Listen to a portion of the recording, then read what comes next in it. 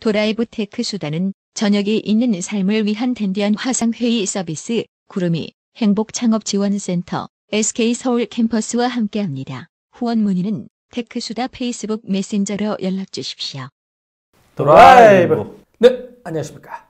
도라이브 테크수다 2018년 4월 12일 주간 브리핑을 시작하겠습니다. 네, 저는 사회를 맡은 박광구 기자입니다. 네. 네, 또 오늘 또 함께 하시는 정호성 하드웨어랩 편집장님 모셔봤습니다. 안녕하세요. 정호성입니다. 네. 첫 번째 소식을 들어가겠습니다. 이거 휴대전화 요금 원가 정보 공개하라. 이게 7년 만에 확정 판결이 떨어졌어요. 대법원에서. 대법원에서 나온 거예요? 네, 대법원. 사실은 넘어간 지는 소송이 참여연대에서 제기한 게 한 7년 전이고 실제로 대법원에 넘어온 지는 4년 전인데 네네. 아시잖아요? 4년 전에 어느 정부에서 어느 부서에서 일 열심히 안 하고 있던 부서들 저희가 늘상 정말 지겹게 욕했던 부서들인데 어찌됐든 테크 좀비들. 그쵸. 미래창조과학부 상대로 낸 이제 뭐 내용을 살펴보면 참여연대가 미래창조과학부 현재는 이제 과기정통부죠. 그 상대로 이제 네. 정보 공개 거부 처분 취소 청구 소송을 해서 원고 승소했어요. 일부 승소를 해가지고 네. 결과가 이제 대법원은 이제 판결문 잠깐 살펴보면 네. 이동통신 서비스가 전파 및 주파수라는 공적 자원을 이용해서 제공이 되고 국민 전체의 삶과 사회에 중요한 의미를 가진다.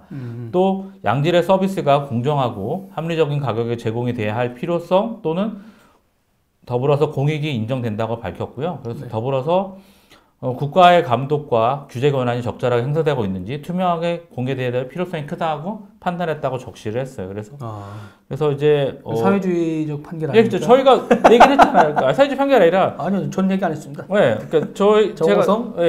제가 얘기했지만 공개 충분히 할 수 있는데 정보 공개 청구하면 뭐 할 수 없다고 뭐 나오는데 사유가 명확하지가 않아요. 사유가 근데 어떻게 되어 있냐면 대법원에서도 그 내용이 정리가 되어 있어요. 정보 공개 청구를 받은 공공기관은 거부할 경우에 어느 부분이 법익과 또는 기본권과 충돌이 되는지 입증을 해야 되고 네. 개별적인 사유만 들어서 거부하는 것은 허용되지 않는다. 친해는 그러니까, 폭하면 뭐 다툼의 여지가 있다 해가지고 맨날 도기자는 잘안 되는 웬일로 대법원이 저런 얘기를 했지? 어찌됐든 그래서 미래창조과학부가 정보 공개 거부에 대해서 이유를 제시를 하지 않았어요.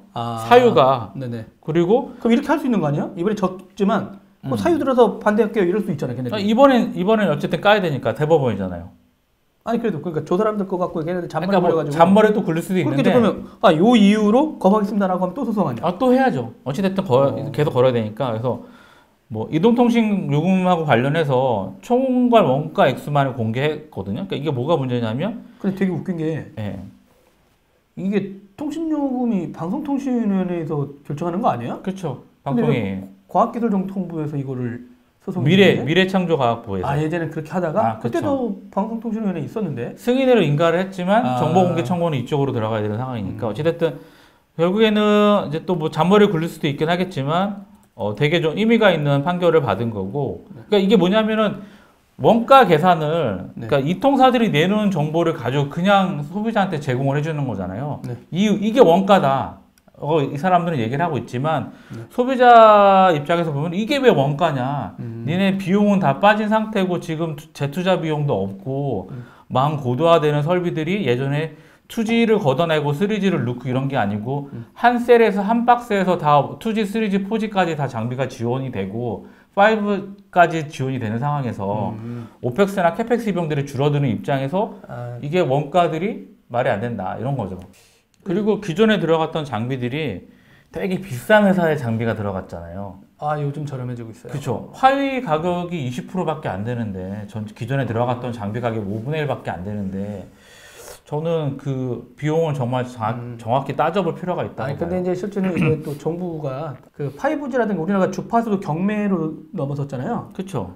그러니까 엄청 싸움 붙여가지고 엄청 그거 주파수 경매로 몇 조 단위로 지금 통신사한테 가져가요. 팔고 있죠. 그리고 뭐 영국도 지금 그 경매하느라고 지금 난리 났거든요. 네네네. 그러니까 우리나라 공무원들이 이번에 또 5G 경매하면서 또 싸움 붙여야지 이러고 있거든요. 그러니까 이동통신사 입장에서는 아니 그럼 경매를 하지 말고 좀 낮게 줘가지고 할 수 있게 한 다음에 뭐라도 좀 해줘야지. 맨날 경매를 다 가져가고 요건 통신사 다 먹게 하고 이런 거 아니냐 했는데 그러다 보니까 약간 이동통신사 입장도 약간 있었다. 근데 유통사들은 그렇게 하더라도 자기네들 원가보다 요금에다가 10%씩 더 붙이잖아요, 실제로. 아 근데 원가 까가지고 나온 거 하나도 없잖아요. 제대로 된 게 없죠. 대신 해외 사례들이 있잖아요. 해외 들어가는 비용들이 똑같은데 왜 우리나라 요금이 3배, 4배 이상 비싼 거냐 이런 거죠. 똑같은 장비가 들어감에도 불구하고. 이동통신사가 과하게 벌어가는 것도 없잖아요. 있긴 해. 네. 근데 IPTV 여러분 뭐 5만 원씩 주면 보겠어요? 그럼 시민단체가 뭐라는 줄 알아? 아니 IPTV를 꼭 돈 있는 사람은 봐야 돼요? 이래. 그러면 또 정부가 그런가? 이래가지고 또 막 때려. 그 결론으로 나온 게 예전에 지상파 DMB였어요. 지상파 DMB 세금이 얼마 들어간지 아십니까? 이동통신사의 기지국을 같이 써가지고 수여하자 했는데 네. 기지국마다 지하철에 타 있어요. 여러분 지상파 DMB 보세요? 보세요 안 보죠? 아이폰에 있지도 않지? 안 보죠. 거봐. 그러면 그 당시에 날린 세금 얘기는 안 한단 말이에요. 맞잖아. 그럼 네. 이 서비스 망했죠. 그 지상파 DMB도 망했어요. 우리나라 와이브로. 그러니까 와이브로 빼고라도.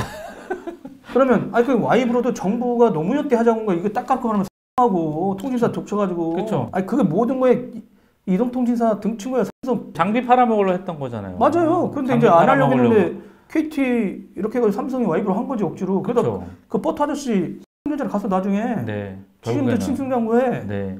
S모사로 계열사로 가서 사장님 해요. 그죠. 버터 아저씨 있어. 영어도 되게 잘하는.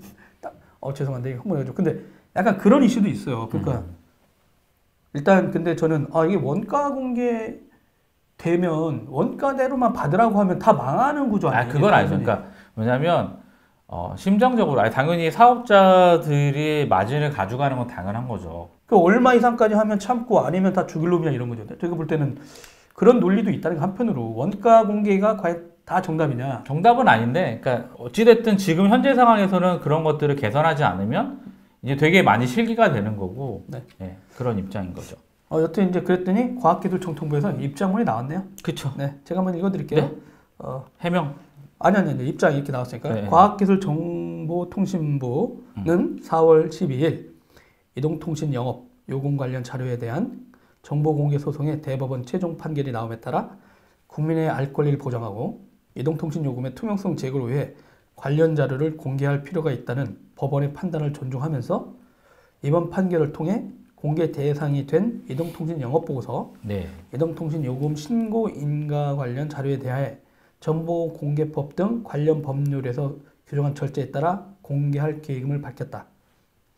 2005년부터 2011년 5월 5일까지의 영업보고서 신고, 인가 신청서 및 관련 서류 이거네요. 또 네. 아울러 향후 유사한 정보공개 청구 시 대법원 판결 취지를 고려하여 관련 정보가 투명하게 공개될 수 있도록 노력해 나갈 방침이다. 과학기정통부는 이번 대법원 판결이 이동통신의 공익적 중요성을 다시 한번 확인시켜준 계기로 인식하고 앞으로도 국민들이 체감할 수 있는 통신비 경감을 위해 더욱 노력하겠다라고 밝혔다. 이게 보도자료 나온 겁니다. 네. 근데 저는 이제 이런 거 나오면서 최근에 약간 트렌드가 바뀐 건 하나는 알고 있어요. 어떤 거요? 느슨하긴 하지만 천천히 공무원들이 이제 국민을 위해서 일하려고 하니까 갑자기 기업들이 난리 났죠. 그런 거 왜냐면 예전에 공정이라든가 이것도 아마 갑자기 왜냐면 옛날 같으면 과기정통부는 이렇게 내지 않았을 거예요. 어떻게 냈을까? 일단 대법원에서 졌을 거야. 내가 볼 때 1차적으로 만약에 대법원이 그냥 야야야 공개하지 마 이럴 거야. 내려가서 그냥 예. 근데 만약에 정부가 이렇게 했어도 아까 말한 대로 그래요? 그럼 얘네가 원한 정보공개대로 왜 무슨 이걸 들어서 우리 안 할게라고 했는데 옛날에 또 그렇게 했을 텐데 지금은 아까 말한 대로 정부가 국민을 위해서 좀 일해라. 약간 관료들한테 정부의 그 청와대라든가 그 국민들이 요청하는 건 중립이라도 지켜달라. 너 왜 자꾸 그쪽에 기업 편만 드니? 근데 제가 말씀드린 게 맨날 그랬잖아요. 최종 맞아. 소비자가 정책의 중심이다 되는데 기업들을 중심으로 정책을 피니까 당연히 최종 소비자한테 혜택도 없고. 왜냐면 이제 그동안에 이제 그런 얘기 하면 기업들이 이제 일자리 문제라든가 그 논리들이 있었어요. 그 사람들. 그러니까 뭐 고용을 창출하고 하는 건데 지금은 고용 성장률이 없잖아요. 계속 자동화되고 있는 상황인 거고. 지난 10년간 그런 걸 더 많이 경험했죠. 네, 그렇죠. 예산이 정말 수백조 들어가는 상황인데도 불구하고 결국 실적도 하나도 없고 결국 기업들만 사내 유보금만 많이 생겨 있는 상황이기 때문에. 우리 근데 너무 과격하긴 해. 이게 뭐 가격이 이 정도 가지고? 아니 우리가 이렇게 뭐 일자리가 없다고 하면 저 같으면 되게 단순하게 할 것 같거든요. 그러니까 한 사람이 감옥 갈 걸 준비를 하는 거지. 정권 바뀌고. 뭔 투명성이야? 프로세스야? 안 하실 거야? 애들 지금 청년들 이렇게 됐는데 해외에다만 투자하시고 진짜 이러실 거야? 뭐 나쁘지 증거는 안 않네. 남고 그냥 말로 할 수 그쵸. 있잖아. 그럼요. 아 진짜 너무 하신 거 아닙니까? 녹취하고 막 이러고. 아니, 볼펜 딱 아니 뽑아. 어디 들어갈 때는 녹취 안 되게 하는 거지. 아니 그러니까 이제 되게 수출도 잘 되고 막 이렇게 했는데 그러니까 뭐 환율 높여서 수출 잘 되게 해줬음에도 불구하고 그래, 너무 이상한 데로 나가네. 국가 경쟁력은 높아지지 않았다. 이게 그러니까 핵심이에요. 원가가 공개가 되면 네. 저는 이제 그 생각이 들어요. 원가가 공개됐어요? 그러면 어느 정도까지 이동통신사들이 수익을 버는 거를 국민들이 타협할까? 근데 과연 모를까요? 왜냐하면 이 사람들이 내놨던 재무제표랑 이런 부분들 있잖아요. 거기에 보면 영업이익이 나와 있는 상황인 거고 하다못해 그러니까 뭐 지금 대표적으로 단말기 가격들이 되게 높아져 있는데 저희 그 보조금을 못 받으니까 요금 할인으로 지금 대치되는 상황이잖아요. 예전에는 얼마예요 이러고 샀는데 지금은 뭐 보조금들이 없으니까 요금 할인을 국민 측으로 받고 있는 상황인데 어찌됐든 간에 뭐 알뜰폰도 생기고 했지만 여전히 미흡하다. 이통 3사를 이용하는 사람들이 훨씬 더 뭐 90% 이상이기 때문에 많이 미흡한 것도 사실이고 어찌됐든 저게 저는 끝난 게 아니라 이제 시작인 거고요. 저거를 가지고 일단은 LTE 자체는 또 거기에 대상이 되어 있지 않아요. 정보공개 청구에서. 그래서 이거 또 다른 거야? 이거 할 때마다 해야 되는구나. 정보 공개는. 이거 할 때 이제 LTE에 대한 생각을 전혀 못한 거지. LTE는 완강히 이제 하고 있으니까 공개할 수 없다라고 논리가 그렇게 들었기 때문에 그러면 설비 투자 끝난 2G, 3G 내놔라 이런 거였거든요. 이제 5G 가니까 4G는 끝났거든. 또 7년 걸리나요? 그러니까 아니, 대법원에서 안 묵히면 되고 이제 이거를 가지고 판례가 나왔기 때문에 이거 가지고 조지면 죄송합니다.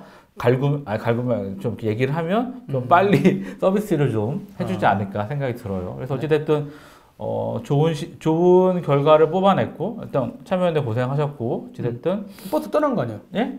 버스 떠났긴 했지만 나쁘진 않아요. 그러니까 왜냐하면 이런 선례를 만들어놔서. 예, 그러니까 왜냐하면 내가 내는 요금제 도기자님 전화기 2대 합쳐서 한 10만 원 쓰시잖아요.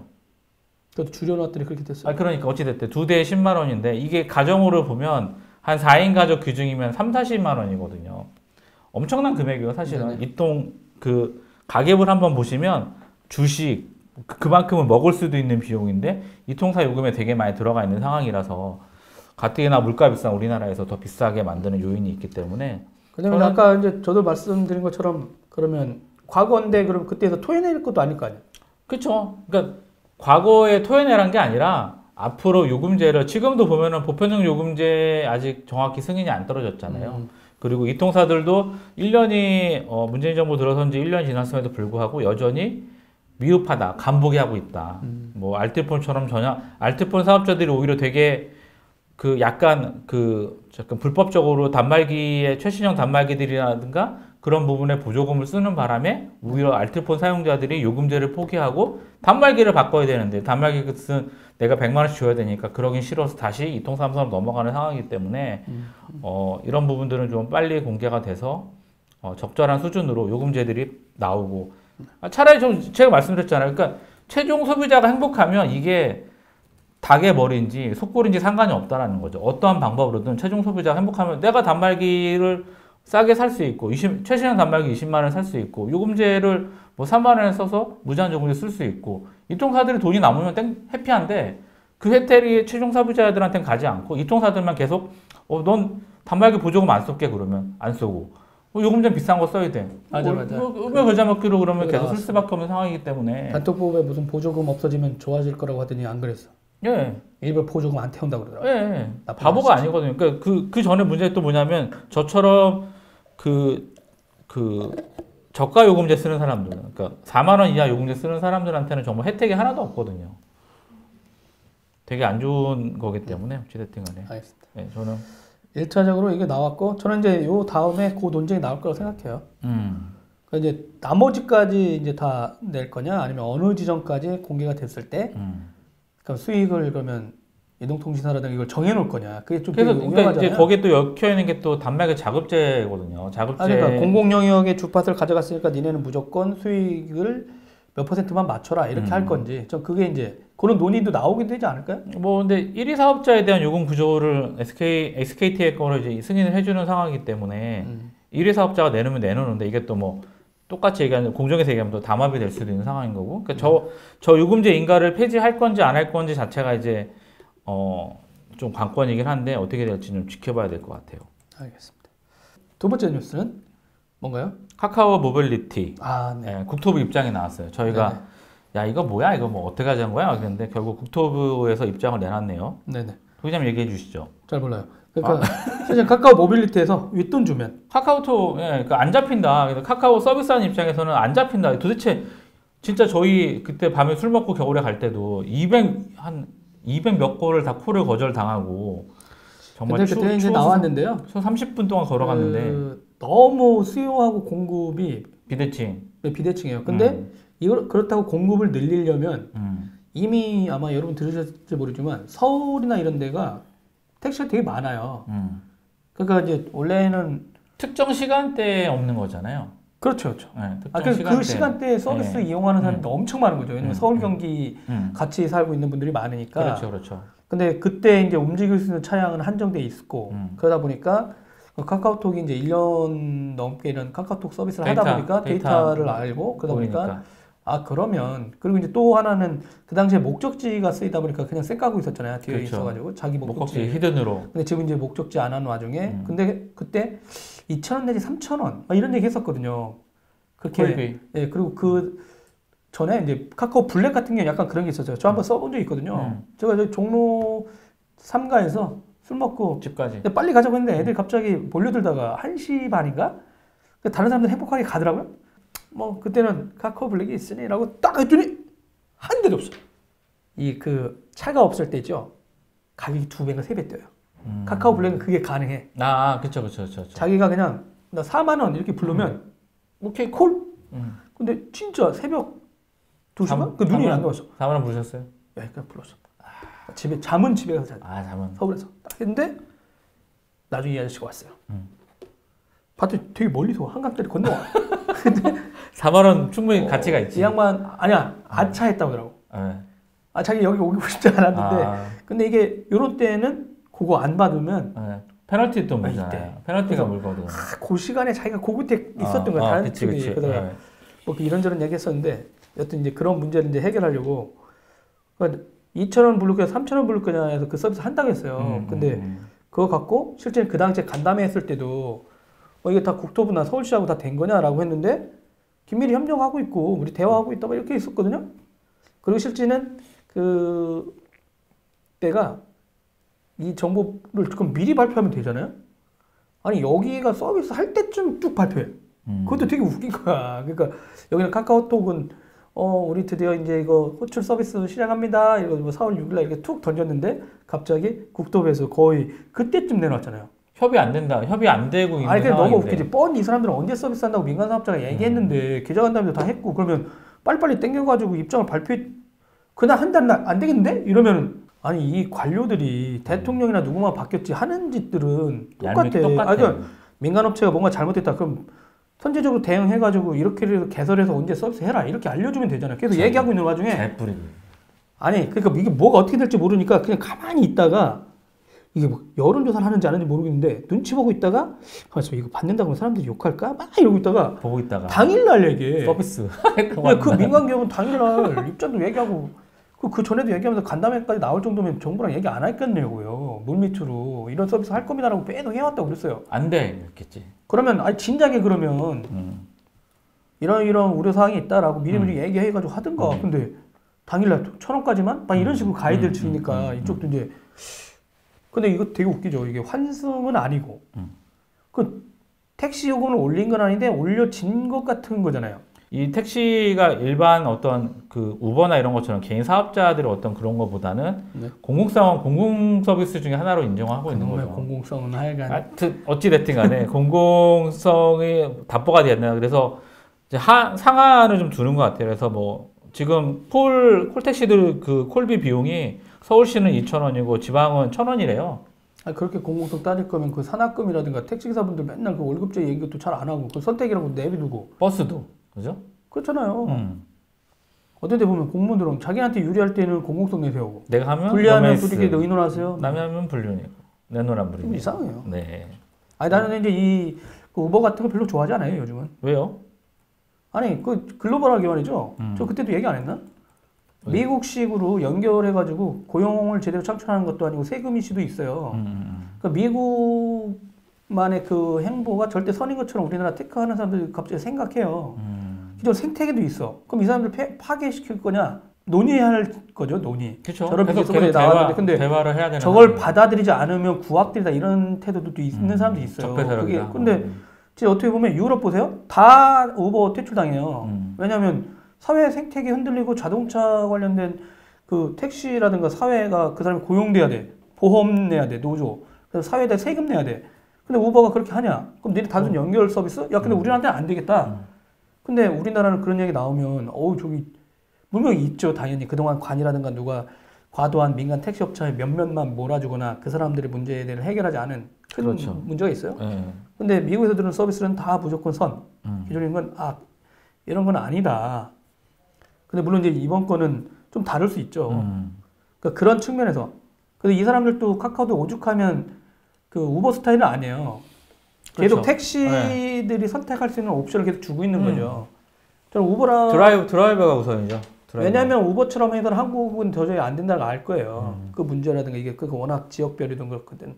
그리고 콜센터는 카카오가 먹은 다음에 나머지 콜센터 다 죽지 않았습니까? 그렇죠. 아무래도. 예, 그런 것도 있어요. 카카오 모빌리티가 들어와가지고 그 대부분 콜했던 업체들 다 아작났죠. 근데 그게 다양한 시대적 흐름이냐라고 볼 거냐는 것도 한번 논의되는데 여튼지 간에 저는 하는 날 입장 발표하는 건 참 너무 얄미운 짓이다라고 생각해요. 그거는 정부가. 세 번째 뉴스는 이건 뭐 하나만한 뉴스 아닙니까? 그러니까요. 뭐 삼성전자가 저번에도 분기에도 얘기했었는데 4분기 연속. 네, 4분기 연속이고 또 사상 최대 영업이익이에요. 그래서 매출 60조에 영업이익이 15조 6천억. 그러니까 25%. 분기에 이런 거 아니에요? 분기에. 야. 1년에면은 지금 다른 회사는 15조 6천이 영업이익이잖아요? 그렇죠. 매출이 60조야 분기에 4분기 작년. 그쵸. 네, 1년 내내 해도 60조 벌기 힘든데. 그래서 다른 회사는 저거 해도 그래서 일본 가전업체들 다 모아도 삼성이 안 되죠. 그런 얘기 때문에 누가 도요타하고 저기 미쓰비시라든가 이런 데랑 이렇게 붙여야죠. 그렇죠. 비교해야지 왜 맨날 우리하고 하냐. 가전하고 할 일이 아니니까. 진짜 많이 벌긴 진짜 많이 번다 막 이런 얘기했는데 진짜 일단은 엄청나군요. 엄청나고 뭐 이게 전년 동기 대비 보면은 매출은 18.69% 늘었고요. 그리고 영업이익률이 57.58% 늘었어요. 그러니까 엄청 는 거고 전체 매출의 25%가 영업이익이니까 정말 손 빨고 있어도 엄청난 금액이죠. 근데 저희들이 항상 뭐 삼성전자 이제 프레시 중국 업체들이 막 쏟아지면서 떨어질 것이다. 애널들이 계속 발표했잖아요. 그래서 제가 그 양반들 틀릴 거다. 제가 그랬잖아요. 그러니까 뭐냐면 용량도 지금 고용량으로 늘어나고 있고 지금 보십시오. 3D 낸드 때문에. 그리고 사진도 더 많이 찍게 되고. 엄청 찍게 그러니까 되고. 사진과 음악을 계속하면 음질도 더 좋은 음질 쓰게 하려고 그러고. 그다음에 사진에도 여러 거를 넣다 보면 저장 용량이 더 커지게 돼 있거든요. 그러니까 판매 대수는 줄어들지 모르지만 비싼 게 더 잘 팔릴 수도 있고. 그렇죠. 속도.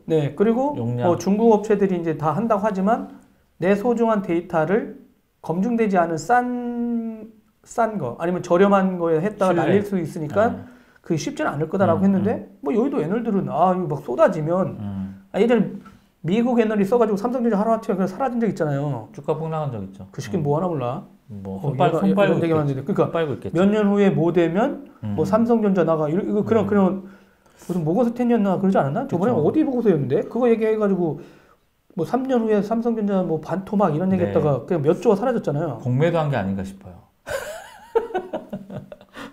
삼성전자 주식을 그 얘기도 해야 되나요? 선물 옵션으로 해가지고. 내가 진짜 궁금하긴 했어요. 왜냐면 이거는 정우성 아저씨의 진짜 주력 분야였거든요. 저도 이제 할 얘기도 있었고. 근데 여튼 그거 해볼까 그러면? 삼성증권 문제를 특별하게 옵션으로. 왜냐면 증권 거래 거의 뭐 한 20여 년? 다 그 정도는 하는 거죠. 20년. 말도 안 되는 소리하고 있어요. 저는 주식 투자를 못하고 있습니다. 근데 여튼. 저는 이제 근데 궁금한 거예요. 왜냐면 이게 시스템적으로도 IT 쪽도 IT 기자들이 막 취재했어요. 너무 어이가 없는 거죠. 삼성증권이. 그러니까 이게 무슨 사건인 거야 도대체? 나 그게 궁금해요. 아니 주식을 잘 안 하니까요. 원래 1년 지나면 갖고 있는 주식에 대해 배당금을 줘요. 원래 주식은 배당금을 1년이 지나면 네. 배당금을 내가 영업이익으로 버는 회사는 그쵸. 돈을 벌건 안 벌건 어쨌든 근데 벌어야지 주는 게 좋겠죠. 못 벌어도 줘요? 못 벌어도 주는 회사들도 있어요. 네. 빚이잖아요, 그러면. 자산이 많아요.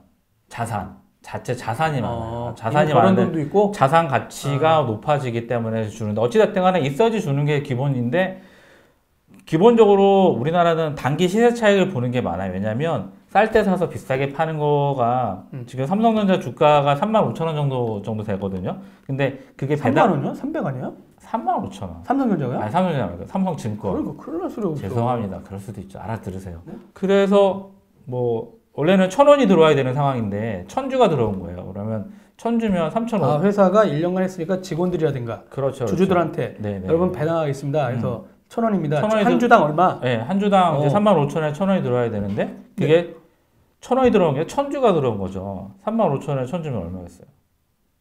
저 계산이 안 돼요. 계산 좀 해보세요. 여튼 그렇게 됐어. 1,000원이 들어왔는데 1,000주가 들어왔어. 그렇죠. 근데 이제 35,000원이야.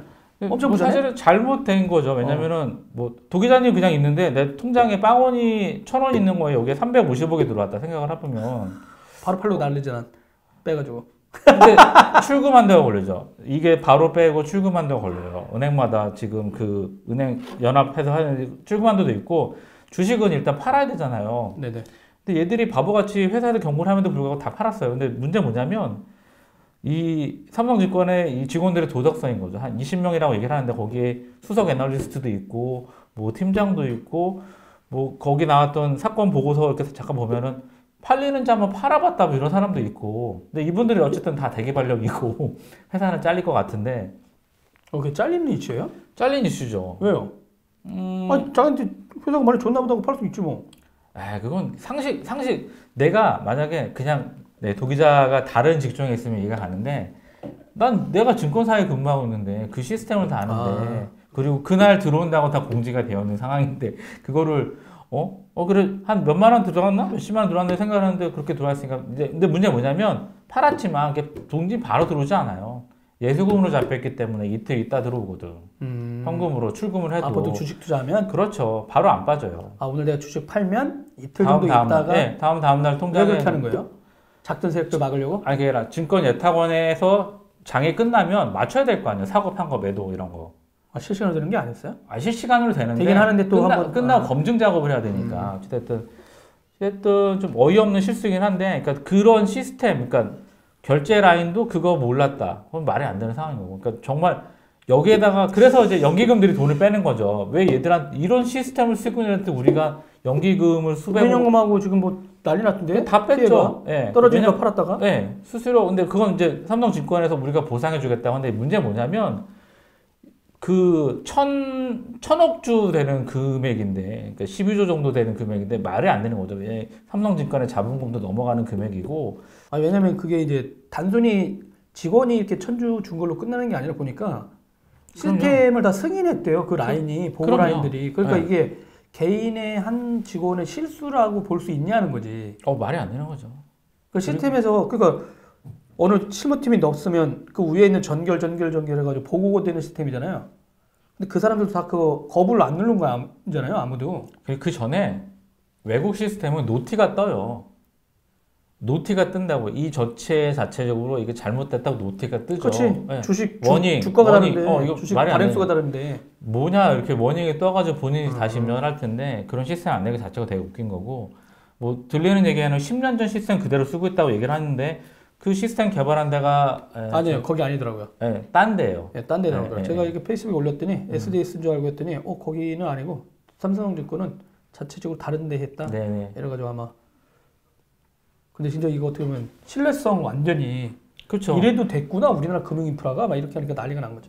특히 증권은 뭐 이제 어떻게 보면 가상의 그건데 알겠습니다. 문제 많습니다. 어쨌든 오늘은 뭐 이렇게 간단히 다음 주는 저희가 또 아마존 웹 서비스가 엄청 큰 행사래요. AWS. 서밋을 하고 있죠. 그래서 라이브가 또 목요일 날 오후 4시경 수요일 날이군요. 4시 반에 예정돼 있으니까 한번 즐겁게 시청해 주시기 바랍니다. 그리고 현장에서 또 라이브 보시면 아는 체 해주세요. 그러면 여러분 한 주 잘 보내시고 다음 주에 만나요. 안녕. 안녕. 도라이브 테크 수단은 저녁이 있는 삶을 위한 댄디한 화상회의 서비스 구름이 행복창업지원센터 SK서울 캠퍼스와 함께합니다. 후원 문의는 테크수다 페이스북 메신저로 연락 주십시오.